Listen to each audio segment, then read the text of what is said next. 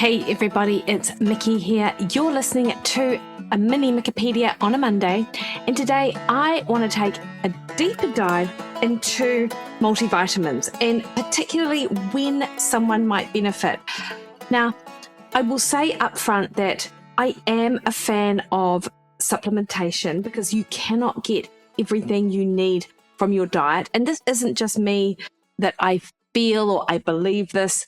We literally know this is true from the studies that are conducted showing insufficient intake amongst several groups in the population. And in particular, if you are in a calorie deficit, therefore you aren't eating the same number of calories as you would be if you were maintaining your weight, then you are limiting the opportunity to get nutrients from your food. So particularly in that instance, I am a fan of someone taking a broad spectrum multivitamin. Now, I wouldn't make this a compulsory part of any plan that I sell, and I don't do that actually, because I don't want someone to sign up to Monday's Matter or the accelerated plan or my flow or man plan and then be given this list of supplements that they must take as an added cost. But I am very, upfront by telling people what the research says and also what we know from people who are limiting their calories. So with that out of the way, I actually want to look at the literature around a multivitamin. And I want to talk you through sort of two papers that sit within the same large randomized controlled trial, actually, the COSMOS study. So COSMOS stands for Cocoa Supplement and Multivitamin Outcomes Study. It's a big trial. It's well designed. And it does give us some of the best data we have on the question of a multivitamin, particularly as it relates to brain aging. And I came across this trial when I was listening to a couple of different podcasts that Rhonda Patrick was on recently, and she highlighted these trials, and I thought, this is pretty interesting, so I thought I'd go and have a look myself. Now, these aren't just observational studies where we just look at correlations between supplement use and outcomes. These are randomized, double-blind, placebo-controlled trials, which ideally we would want to see this. And often this is the case with drugs, pharmacological trials where you just give someone a pill and it's funded by pharmaceutical industry, and it's a very well-controlled trial. This is done with a multivitamin. So I'm going to look particularly at the two studies that come from the Cosmos Web ancillary studies. And an ancillary study is a study that looks at an outcome outside of the primary outcomes. Now, the Cosmos study was set up to look at multivitamin use and cancer risk and also cardiovascular disease risk. And I will talk briefly about that, but we are going to do a deeper dive into the cognitive findings, which were pretty interesting actually. So first paper was published in 23 by Jung and colleagues, and a second paper was published in 24, both in the American Journal of Clinical Nutrition, which is a high standard nutrition journal. And these studies look at cognitive outcomes, and they look at them within the entire study, and they give you a really thorough picture of a multivitamin as it relates to cognitive outcomes. So let me give you the headline first. Across both of these papers, daily multivitamin supplementation, specifically Centrum Silver, easily accessible and affordable supplement, showed a statistically significant benefit for episodic memory in older adults. And when the three sub-studies were pulled together, the evidence for benefit on both global cognition and episodic memory was clear. So the magnitude of the effect was equivalent to slowing cognitive aging by about 2 to 3 years. And it sounds impressive, and it is. But as always, of course, the devil is in the detail. So, why does this even matter? Cognitive decline is one of the biggest concerns for people as they age, and we are an aging population. And research consistently shows that maintaining cognitive abilities is a top health priority for older adults. And to be fair, it's a top health priority for anyone as they're heading into middle-aged. We have surprisingly few proven strategies to slow it down. We know that healthy diet patterns are associated with slower cognitive aging. And of course, exercise is also associated with slower cognitive aging. And many older adults already take vitamins or supplements believing that they will help. Until recently, actual trial evidence for multivitamins and cognition has been pretty mixed. So some earlier meta-analyses suggested a possible benefit of multivitamins for immediate verbal memory, but others showed null effects or no beneficial outcomes. The biggest trial before Cosmos was the Physicians' Health Study 2, PHS2, which followed close 6,000 older men over about 10 years. And that trial found no benefit of a daily multivitamin supplement on cognition.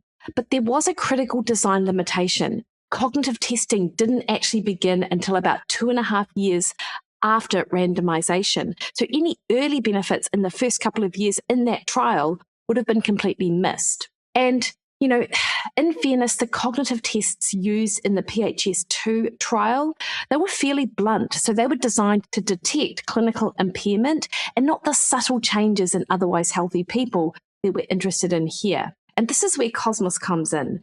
It was designed differently, and it did collect baseline cognitive data before randomization. So you could actually measure change from the start. So I want to explain the parent trial structure first, because I do think understanding this helps make sense of both papers. So the Cosmos was a large 2x2 factorial randomized controlled trial. And that just means that every participant was randomly assigned to one of 4 groups: active cocoa extract plus active multivitamin, active cocoa extract plus a multivitamin placebo, cocoa extract placebo plus active multivitamin, or a double placebo. And this factorial design means you can independently evaluate the effects of each intervention. The total trial enrolled over 21,000 older adults from United States. So the women had to be at least 65 and the men at least 60. Participants were followed for a median of about 3.6 years, which is a long time in terms of nutrition research in this randomized controlled trials. The primary outcomes of the parent trial, as I indicated earlier, were cardiovascular events and cancer, not cognition. The cognitive findings I'm going to focus on today come from those ancillary studies, meaning secondary studies that were bolted onto that parent trial using the same participants and infrastructure, but with their own specific outcome measures. And there were 3 cognitive ancillary studies. There was the Cosmos Mind, the Cosmos Web, and the Cosmos Clinic. So before we come to the cognitive results, it is worth knowing what happened with the outcomes the parent trial was actually designed to test, and that's both cancer and cardiovascular disease. For cancer, the multivitamin did not significantly reduce total invasive cancer. There were 518 cancer events among about 10,700 participants taking the multivitamin versus 535 in the placebo group. That's a very small difference, and it wasn't statistically significant. And when individual cancer types were examined, there was no effect on breast, colorectal, prostate cancer, or melanoma. There was an interesting signal for lung cancer, about a 38% reduction with multivitamin use, but that was a secondary outcome and it wasn't adjusted for multiple comparisons. So I think that would need to be interpreted quite cautiously. In cardiovascular disease, the daily multivitamin had no effect on total major cardiovascular events or on any individual cardiovascular endpoints. So essentially, the parent trial was nil for both of its primary outcomes. Multivitamin did, however, improve circulating levels of several nutritional biomarkers, including folate, vitamin B12, and 25-hydroxyvitamin D. And this is where the cognitive ancillary studies become particularly interesting, because the strongest findings from the entire study arguably came from not from the primary endpoints, but from these add-on cognitive studies. And it is a good example of how ancillary studies can sometimes yield the most clinically relevant results from a large trial. Now, first of all, I do want to address the funding question head on, because I know some of you will be wondering. The multivitamin used was Centrum Silver, as I mentioned, and it was provided by Pfizer Consumer Healthcare, which is now actually called Haleon.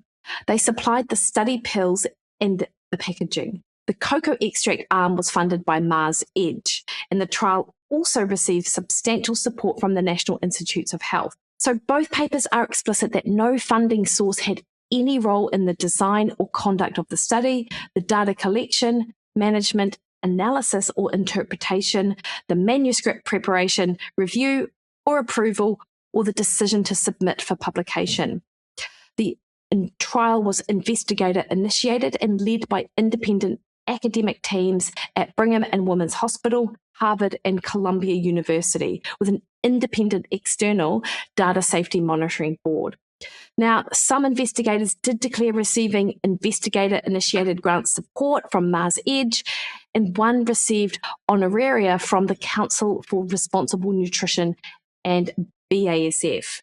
These are standard disclosures and don't indicate that industry directed the research, but you should know the funding landscape. The bottom line was that the product was industry supplied, but the science was independently run. Now, on the supplement itself, and I do think this is really important for context, and it's something the papers don't discuss, but I do think it matters if you're thinking about practical application. So Centrum Silver uses the cheaper, less bioavailable forms of several key nutrients. It contains folic acid rather than methylfolate, also known as 5-MTHF. It contains cyanocobalamin rather than methylcobalamin or hydroxycobalamin for B12, and it uses peroxidine hydrochloride rather than pyridoxal 5-phosphate for B6. The vitamin D is cholecalciferol D3, which is actually the preferred form, so that one's fine, but the B vitamin forms are relevant here, given that the cognitive benefits may be partly driven by B vitamin status. So let's explain why the form matters. Folic acid is synthetic and requires enzymatic conversion through several steps to become the metabolically active form 5-methyltetrahydrofolate, which is the form that actually participates in that one carbon metabolism, homocysteine recycling, and methylation reactions.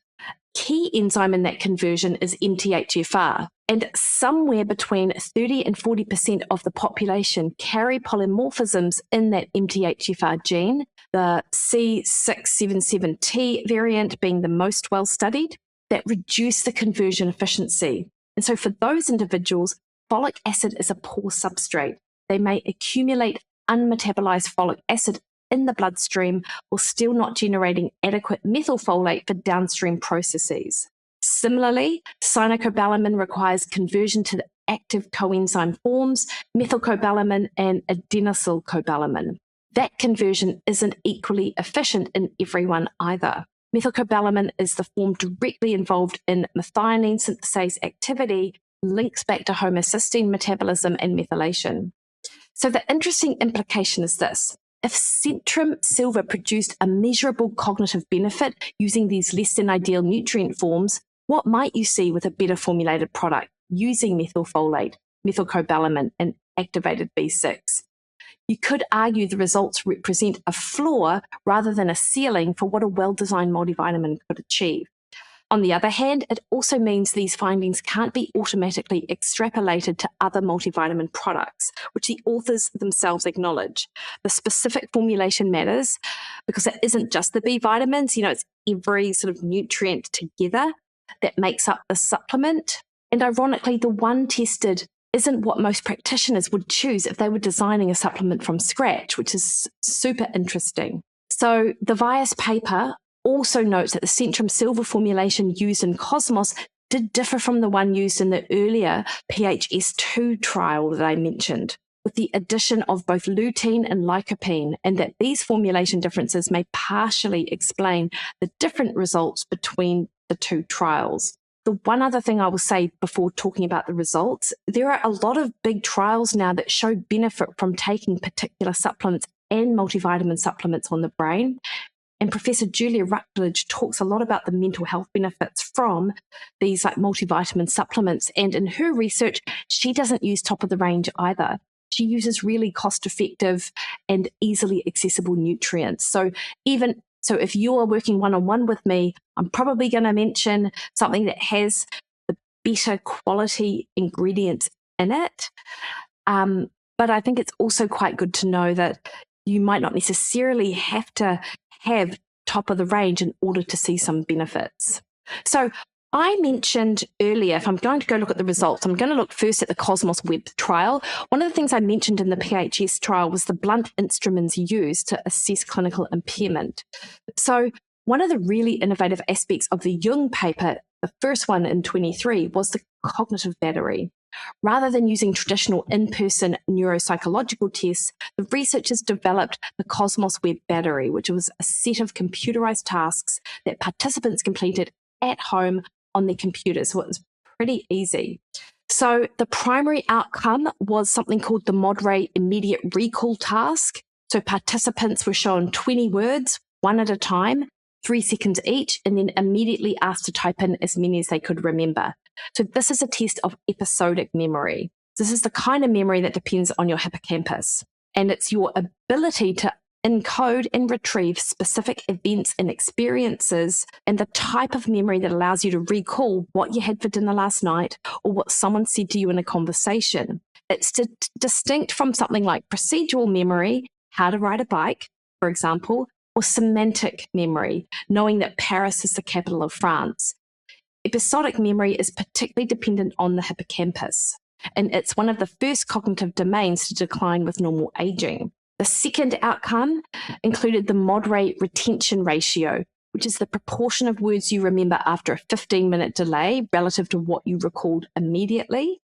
And they also included the MODBENT task, which is a novel object recognition test related, and a flanker task, which measures executive function and is mediated by the prefrontal cortex. So the reason for including these different tasks was to test specificity.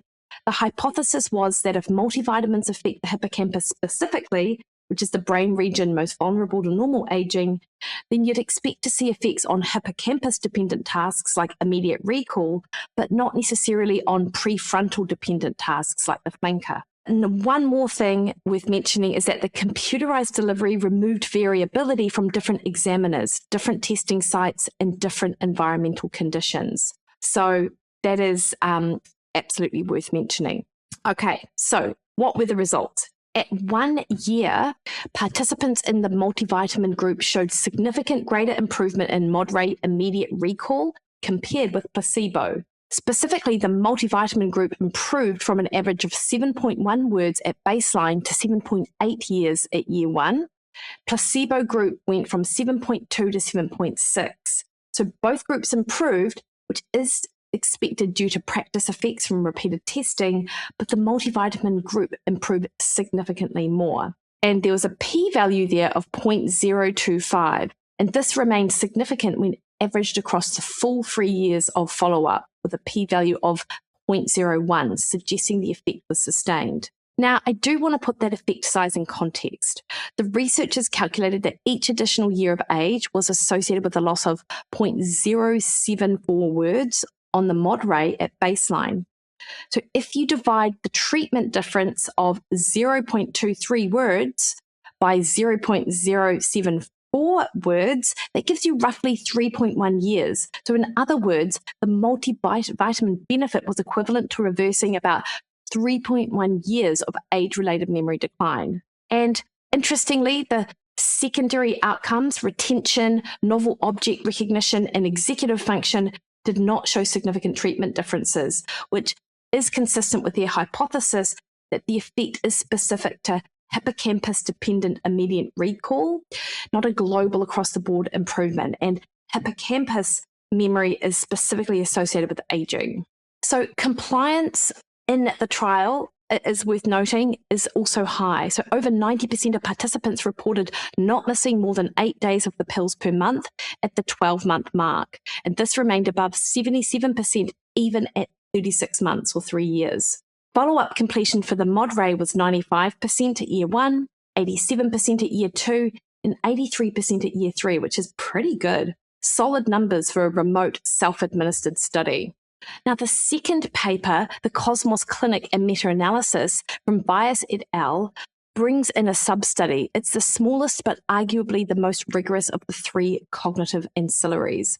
It involved 573 participants from the parent Cosmos trial who lived close enough to the Brigham and Women's Hospital in Boston to come in for in-person assessments. So unlike the Webb trial, which used remote computerized testing, Cosmos Clinic involved detailed face-to-face neuropsychological evaluations lasting about 45 minutes, and these were conducted at baseline and again at 2 years.